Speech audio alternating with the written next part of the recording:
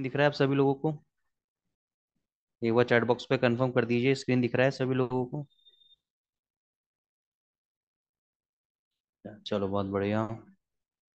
Thank you हर्ष भाई जी। अब dollar index के बारे में लास्ट वीक मैंने आपको बोला था कि भाई ये अभी स्ट्रांग है, नीचे आएगा, डेफिनेटली नीचे आ सकता है। मैंने क्लियर कट बोला था कि भाई आपका ये जो लेवल है 104.80, 104.60, 104.40, यहाँ तक ये आ सकता है। लेकिन जब तक ये 103.90 के लेवल को 103.90 के लेवल को ये इसके नीचे जब तक बंद नहीं होता, तब तक आपका एक शॉर्ट पोजीशन या ये कह लो कि एक डाउनवर्ड ट्रेजेक्टरी में नहीं आ सकता। अब रिसेंट में पिछले हफ्ते क्या हुआ? पिछले हफ्ते आपके पॉवेल साहब की टेस्टिमनी आई।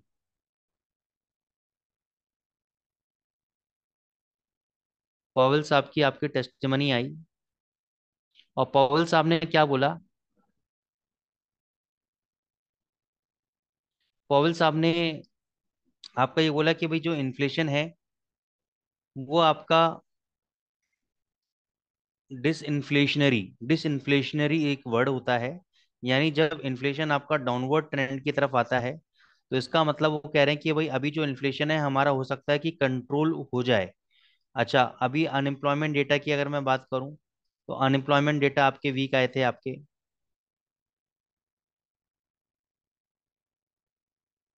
अनएम्प्लॉयमेंट डेटा आपके वीक आए थे। थोड़ा सा पेन में प्रॉब्लम आ रही है आज।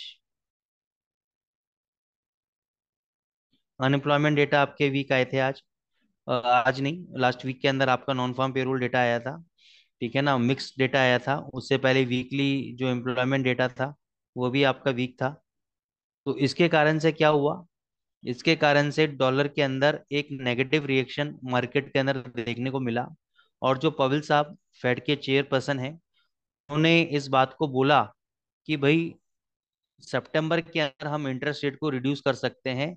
क्योंकि अगर इस हफ्ते में जो सीपीआई डेटा है आपका, वो सीपीआई डेटा अगर वीक होके आया, तो डेफिनेटली डॉलर के अंदर आपको एक फॉल देखने को मिलेगा।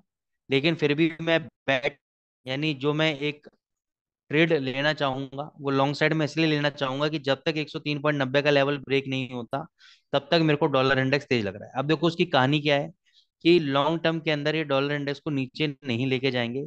शॉर्ट टर्म में 100-200 पे नीचे ला सकते हैं, लेकिन लॉन्ग टर्म में ये ऊपर ही रखेंगे। ये वीक पोजीशन में नहीं रखेंगे। नवंबर में आपके इलेक्शंस हैं। इलेक्शन के बाद मैं भी ये बोल रहा हूँ कि हो सकता है कि दिसंबर के अंदर एक बार ये इंटरेस्ट रेट को रिड्यूस कर दें। लेकिन मेरे को लगता नहीं कि नवंबर तक इंटरेस्ट रेट को चेंजेस करेंगे। अब जो लोग ऑलरेडी गाड़ी के अंदर बैठ चुके हैं उनको उतारने के लिए ये डॉलर इंडेक्स को अभी नीचे लेकर आ रहे हैं। लेकिन क्या ये सच में नीचे जाएगा? अभी आप देखो कि इतनी सारी नेगेटिव न्यूज आ गई। आपका वीकली अनएम्प्लॉयमेंट क्लेम डेटा भी नेगेटिव आया, रिटेल सेल्स डेटा भी नेगेटिव आया, जीडीपी डेटास भी नेगेटिव आए। आपका नॉन फार्म पेरोल डेटा भी मिक्स आया, कुछ नेगेटिव आया, कुछ नो चेंज आया। तीन डेटाज आते हैं नॉन फार्म पेरोल के आपके। एक तो एवरेज आर्ली अर्निंग्स आता है, आपके एनएफपी डेटा आता है, और आपका अनएम्प्लॉयमेंट रेट आता है। तो मिक्स डेटा आया था आपका, जिसकी वजह से डॉलर इंडेक्स में एक डाउनफॉल मूवमेंट मिला। लेकिन अभी आप देखोगे कि जो हमारा एक सपोर्ट लेवल है यहाँ पे ये होल्ड कर रहा है।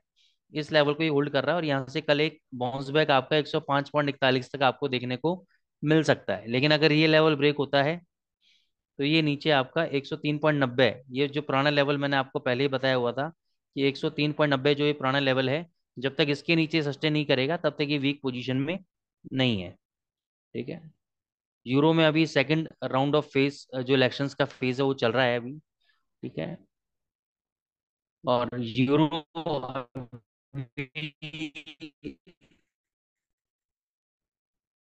क्योंकि डॉलर इंडेक्स वीक हुआ है, इस वजह से ये पॉजिटिव आपको दिखा रहा है। लेकिन मैंने आपको पिछली बार भी इसका अच्छी तेजी आपको देखने को नहीं मिलेगी। और वैसे अगर ये चलो ब्रेक भी कर देता है, मैं बोलता हूँ कि ये 850 का लेवल ब्रेक भी कर देता है, इसका जो मेजर रेजिस्टेंस लेवल है वो है 1.09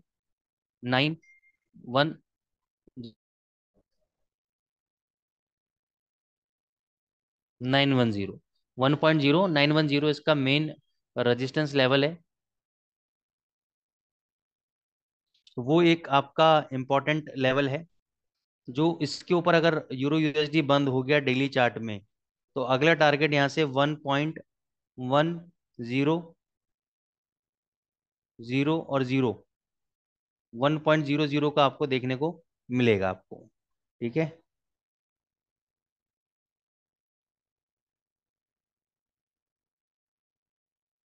तो ये यूरो यूएसडी के लेवल है 1.09 100। जीबीपी यूएसडी ऑल टुगेदर हमारा स्ट्रॉन्ग है, प्रीवियस रेजिस्टेंस लेवल पे आ चुका है ये भी, यहाँ से पहले गिरा था उसी जोन में आ चुका है, सेलिंग जोन के अंदर आ चुका है। तो आप चाहो तो यहाँ पे एक शॉर्ट ट्रेड ले सकते हो, ये वाले हाई का स्टॉप लॉस आप ले सकते हो। ये वाला जो हाई है आपका 2858 का हाई है, 2860 का हाई है, तो 2860 के एसएल के साथ आप एक शॉर्ट पोजीशन यहाँ पे क्रिएट कर सकते हो।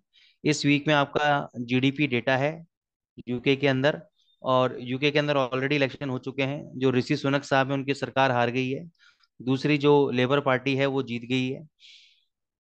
अभी जो यहाँ पे इन्फ्लेशन की फिगर्स है ना वो तो कंट्रोल में आ गई हैं, लेकिन अभी भी इंटरेस्ट रेट्स को लेकर ये लोग बहुत ज्यादा ये नहीं है कि भाई इंटरेस्ट रेट रिड्यूस करा जाए। ठीक है ना, अभी इंटरेस्ट रेट रिड्यूस करने के मूड में नहीं है, लेकिन इस हफ्ते का जीडीपी डेटा वगैरह देखेंगे तो ओवरऑल स्ट्रक्चर तो मेरे को स्ट्रांग ही लग रहा है। लेकिन एक शॉर्ट टर्म फॉल आपका 2750 तक ये नीचे आ सकता है, तो यहाँ पे एक शॉर्ट पोजीशन आप ले सकते हो। 2860 का एसएल रहेगा, टारगेट 2750 का रहेगा। अगर ये 2860 का लेवल, ये वाला लेवल अगर ब्रेक हो जाता है, तो यहाँ से 100 से 150 पिप की तेजी और आपको देखने को मिल सकती है जीबीपी यूएसडी के अंदर। ठीक है, तो every dip is a buying opportunity. अच्छा, अब आप कहते हो सर मेरे को शॉर्ट भी नहीं लेना है यहाँ पर, और बाय ऑन ब्रेकआउट भी नहीं लेना। ठीक है, फिर यहाँ पे आप फिबोनाची रिट्रेसमेंट का यूज कर सकते हो।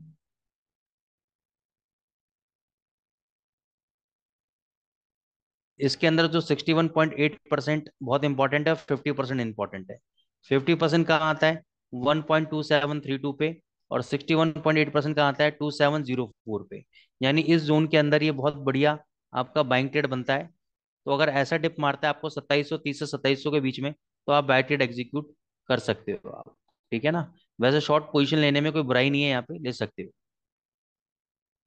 जीबीपी जेपीवाई अभी तक स्ट्रांग पोजीशन में है, इसको तो छूना इस वक्त बहुत खतरे से खाली नहीं है, क्योंकि नीचे आने का नाम नहीं ले रहा है और ऊपर ये जाता जा रहा है। लेकिन एक चीज मैं आपको बताता हूँ ट्रेंड रिवर्सल की, जब भी बाजार में ट्रेंड रिवर्सल आता है, तो आप ये देखा करो कि एक हाई से दूसरे हाई के बीच का जो गैप है, ये जो गैप है ये धीरे धीरे कम होने लगता है। ये देखो, पहले ये एक हाई से दूसरा हाई के बीच में कितना बड़ा गैप था, एक हाई से दूसरा हाई के बीच में गैप था। अब यहाँ पे जो गैप है धीरे धीरे कम होता जा रहा है। यहाँ पे एक हाई से दूसरा हाई के बीच में क्या हो रहा है? गैप कम होता जा रहा है। This is a sign of trend reversal, यानी अगर नए हाइज बनते जा रहे हैं और उनके बीच में अगर गैप कम होता जा रहा है ना, तो समझो कि यहाँ पे कभी भी सेलिंग आ सकती है। यहाँ पे मौका है सावधान रहने का, यहाँ पे मौका है अलर्ट रहने का। क्यों? क्योंकि इनके बीच में जो गैप है वो कम होता जा रहा है, ये यहाँ पे ट्रैपिंग करने की कोशिश कर रहा है। यहाँ पे क्या कर रहा है? ये बार बार हाई को ब्रेक करके आपको इनवाइट कर रहा है कि भैया आओ और फंस जाओ, आओ और फंस जाओ, खरीद लो मेरे को, ऊपर के लेवल पे खरीद लो मेरे को। ये आपको इनविटेशन दे रहा है, मत जाना। ठीक है ना, मत जाना।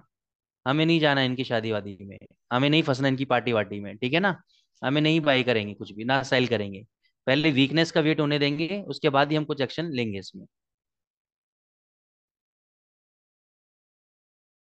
यूडीएसडी भी ऊपर के लेवल पे कंसोलिडेट कर रहा है, अच्छा खासा मूवमेंट दिया है इसने। अब थोड़ा सा ये नीचे आ सकता है, तो यहाँ पे शॉर्ट तो मैं नहीं रिकमेंड करूंगा, लेकिन अगर ये गिरते गिरते गिरते गिरते 680 लेवल के आसपास आता है, तो यहाँ पे मैं जरूर आपको बाय रिकमेंड करूंगा। और 6620 के आसपास मैं अपने स्टॉप लॉस को प्लेस करूंगा, ये मेरा स्टॉप लॉस लेवल होगा। ठीक है, ये मेरा stop-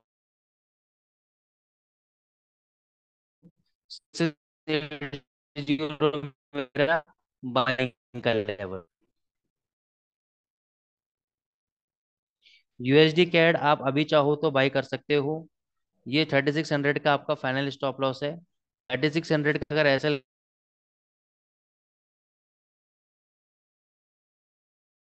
है और